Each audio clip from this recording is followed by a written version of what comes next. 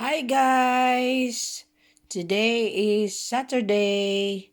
So, hello!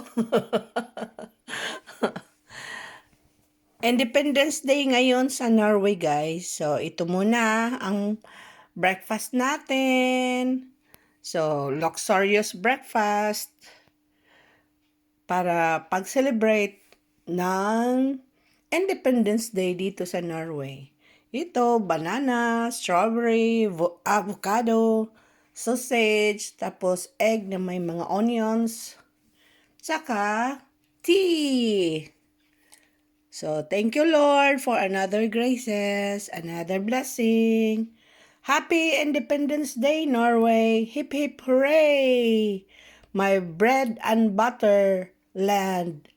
God bless everyone. Thank you for watching. Bye.